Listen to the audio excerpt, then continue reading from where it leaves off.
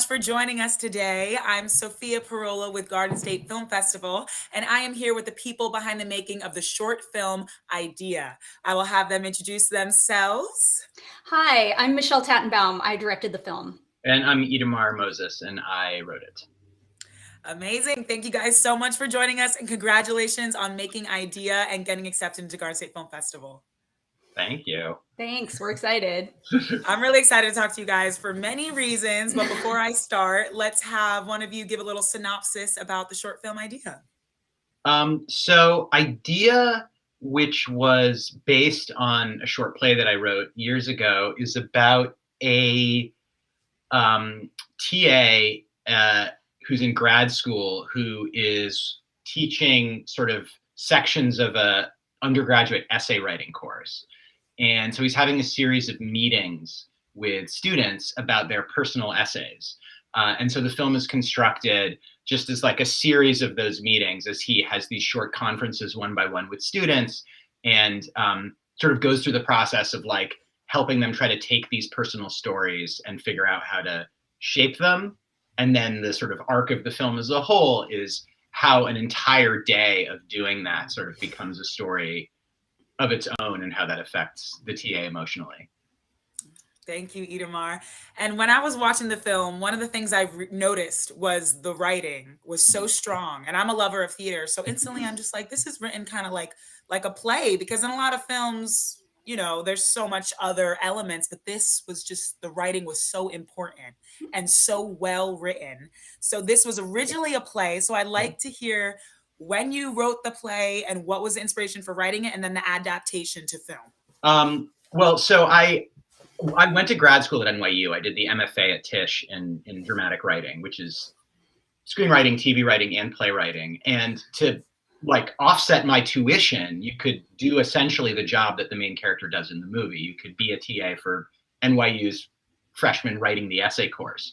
So I wrote the play years ago, like around the time I shortly after I finished grad school, just based on my actual experiences having conferences, and I wrote it as a play.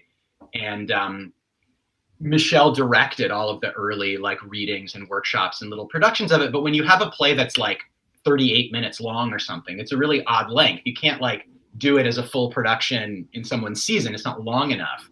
But an evening of short plays, if one of them is nearly 40 minutes long, it kind of overwhelms all the others. So we could never really figure out what to do with it as a play.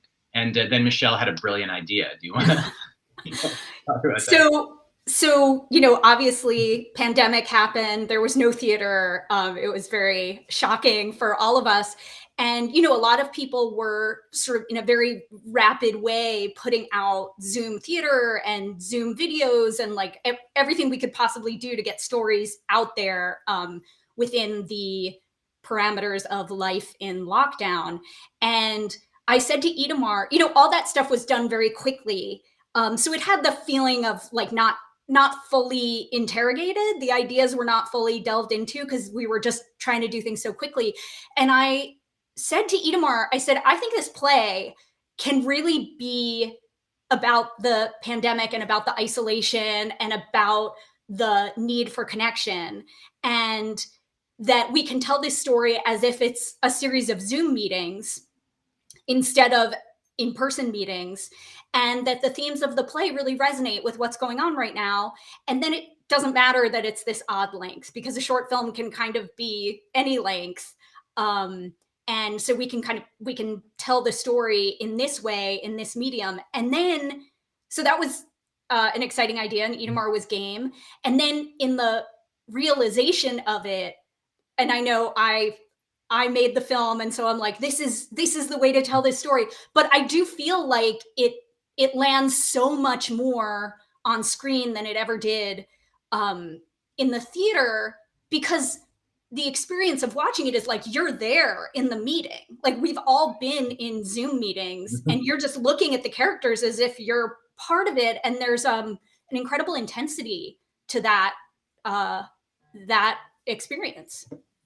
I absolutely agree. And it's so relatable too. Just like the idea of just being on so many of these Zoom meetings and you're also home. But then I really enjoyed the fact that you guys made it in this kind of medium, like you talked about, Michelle, the online meetings. So I want to talk about how you filmed that, because everyone's camera was so great. We see the look. It's not just, you know, the cameras in everyone's apartment or wherever they're filming from, but it's like the look that we also see in the film.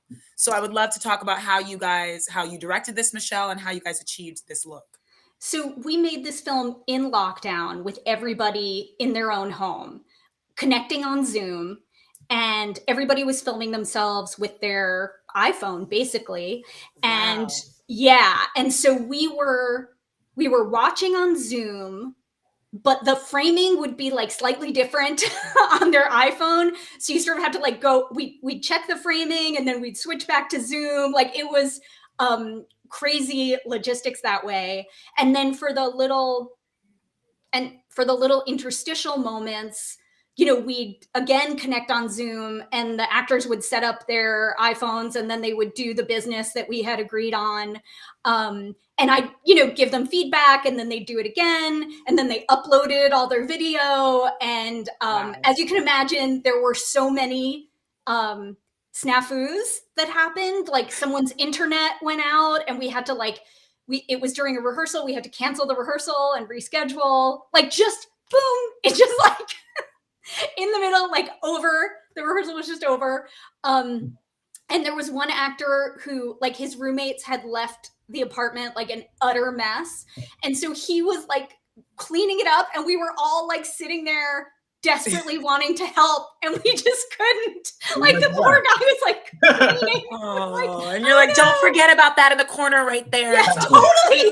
That's exactly what we were doing. Yeah. And then Wow. like also footage got lost, you know, or like an actor we'd do a whole great take and they'd be like, oh, I forgot to hit record. And that was like, you know, heartbreaking. But we managed to cobble it all together in the edit. So Oh man. And what was that word you used? Snafus? oh yeah. Oh man, you guys powered through all those snafus. That is impressive. And how relatable are all of that too, not Yeah. recording or just oh my gosh, we all know it after the pandemic. So talk to me about directing it. You were also remotely directing this then? Yeah, I was sitting like right here in this spot that you are all looking at right now. This Wow. was where the magic happened. Yeah, it was, you know, in a lot of ways I did it like a play, you know, let the actors do full takes generally, and then I would give them feedback. We had a Slack channel going, so you know, our sound designer Megan would, you know, be chatting about sound issues. Our first assistant director, who was also an associate producer, would, you know, I'd be talking to her about, we need to take it again from here, or, you know, we got to do it again, or we should just stop this take. And Itamar and I would be sort of chatting. And so it was a little bit like, stop chatting me, I'm like watching. And then there'd be this, we'd say to the actors, okay, like hold on. And then we'd mute ourselves and like start chatting like crazy in the Slack. And then do it again. And then sometimes, you know, we just catch little snippets that we needed to catch. So it was not quite like you'd make a film, because we were just doing these incredibly long takes of the whole scene. Oh, and you guys both produced Idea. So I want to talk to you about how you found this amazing cast, who I'm assuming they must be theater actors or something, because they got something that film. Nothing against film actors, but you could tell a theater actor. You know, it's interesting. I mean, there was something that was both like by necessity, given the circumstances we were working under, but also it actually ended up paying off in the way that you say. I think with almost no exceptions, almost everyone involved was like a friend of ours, who's someone who'd worked on the play before. I think Kane Koichi, who plays the student in the first scene, was someone we auditioned. But I think the entire rest of the cast were actors we knew. Some of them had literally done the roles before in workshops of when we were trying to like find a way to do it as a play. And yes, they're all, I mean, they also do TV and film, but they also are all actors for the most part who come from theater. So yeah, that made us really comfortable in terms of them having the chops to just like play a 12-minute scene or whatever, with all of that text. And then even behind the camera, I mean, my wife who's a lighting designer, was sort of our production designer, which in this case meant, you know, talking the actors through exactly what to position behind them on the screen and how to light it. Michelle's husband who's a musician composer, wrote the music for the film. Wow. So it really was a kind of like all in the family effort, which was on the one hand the only way to do it like so quickly and under those circumstances. But then also it was just, I don't know, I think everyone felt like we were, there was like a personal connection, like everyone had to each other into the material, that I think paid off on screen. It absolutely did. I think we were also so grateful for that at that time of like feeling so isolated. And we really, I think that was part of the reason we reached out to folks we knew already, that we wanted to like create an artistic opportunity for all of these people we cared about. And your lead, has he, when you guys were doing these theater pieces, was he also the TA when you guys were doing it? I'm trying. Aaron Gann, who plays the TA, so he's in every scene. I read the script. Phenomenal. Everyone was so great. Yeah, he's wonderful. He's an actor both of us have known a long time and used in various things. I can't remember if he had done the TA before. I don't think so. Yeah, he hadn't. You know, one of the things about the length of time that we workshopped this piece, a lot of actors, wonderful actors who we used, who we love, they sort of aged out of the part. So that was, they were all fabulous, but we couldn't use any of them again. And so I think we knew from work we'd done with Aaron before and work we'd seen him do that the part would fit him like a glove, and we were right. He was terrific. Perfect glove fit. Wait, so when did you write the play and how long were you guys workshopping this for? I honestly, I think I wrote the first draft in, I'm going to say 2004 or 2005, because that was shortly after I finished grad school. And what was so amazing about Michelle's idea to do it this way, no pun intended, is that, you know, we'd done it over and over again. And in the play, it just takes place in a cubicle live, like people come to the TA's office. And Michelle pointed out that if I changed 4 or 5 lines of the script, it wouldn't contradict the idea that it was on Zoom. And this sort of everyone talking over Zoom didn't exist, you know. I mean, it existed, but not in the way that the ubiquitous way that it does now. And it was such a strange experience of the right way to do something not even existing for like 15 years after I wrote it. It was so strange, and yet it feels like it was always meant to be this way. Yeah. And Michelle, you've directed many plays, musicals, and I think I read on your web series, on your bio that you directed a web series as well. Yes, that was a long time ago and was actually born out of another like time of not being able to make theater because I had a young daughter who was a baby at the time, and it was really hard to get away to do theater and the sort of time commitment of that. So I made this funny little web series about an improv class for babies that was sort of satirizing the like hyper involved parenting of life these days. And now my daughter is 13. So now I can go anywhere and do anything that I want to do. She's very self-sufficient at this point. Oh man. So is directing theater your number one love, and you kind of only direct film or something like that when theater's not available, or we love it all?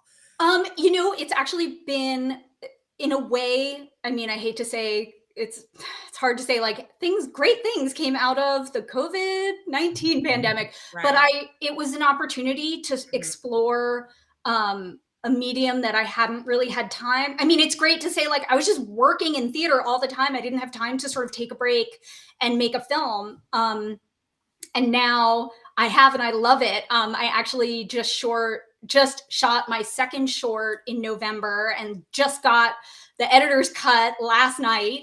So that was really exciting. And so I feel like creatively, like I'm really excited to explore making films. And the most delicious part of it for a director is now the film exists. And one of the things about being a theater director is the show closes and it's gone. Like it just, you don't have anything to show for it. I mean, you have the experience, you have the relationships, you have production photos, but you know, you don't have the thing. And so it's been magical to like have the thing, Yes. which is this film. Yeah. Something you can't get in theater. So we're wrapping up on like the last minute, but I really wanted to talk about Judy. One of the characters in the film says something wonderful at the end, like what makes a great idea, without giving anything away. But what she said about what makes a great idea, I was just like, oh my God, brilliant. So I would love to know what makes a great story for you guys. What makes a great film or a theater play? Just what makes a great story to you? I mean, it's a good question, and it's one of the things that the short film is about, which is that any story inherently conveys some sort of thesis or idea. And it can be a truthful one or one that's untruthful, or it can be a deep one, or it can be a shallow one or a misleading one, right? It depends like about how plausible we find the behavior in it and what people do and why and what that says to us, which is a super general answer. But like, to me, I think I tend to respond to things that are able to like get something across to me that is hard, seems like it was hard to put into words any other way other than by telling a story, and where the choices feel natural, but none of them feel arbitrary. It's sort of general, but that's what I tend to. And I think for me, it's like if I'm surprised, and also it feels inevitable. Like what the journey that I've just watched or read feels like it had to exist in the world, and yet it surprised me while I was going on the journey. I think that for me is at the core of what makes a great story. Oh, I love that. Not general answers at all, very specific. And I thank you guys so much for sharing and for coming out today to talk to us about Idea. I can't wait for audiences to see it. Let me tell everyone how they can see it at Garden State Film Festival. It will be screening. Ooh, I did not write this down. Let me look at the screen. It'll be screening Saturday, March 25th in 10:30 a.m. to 12:45 a.m. And that is at the Cranford Theater. So definitely see it there. And I'm assuming you guys will both be at the screening? I will definitely be there. I live very close, actually, like only 15 minutes away. So I'll be there. Amazing. And there's a chance I will be there, although I may also be out of town. All right, Itamar, we'll be hoping that you're there. But definitely we'll see you there, Michelle. Thank you guys again, and congratulations to you. Thank you so much. See you at the festival.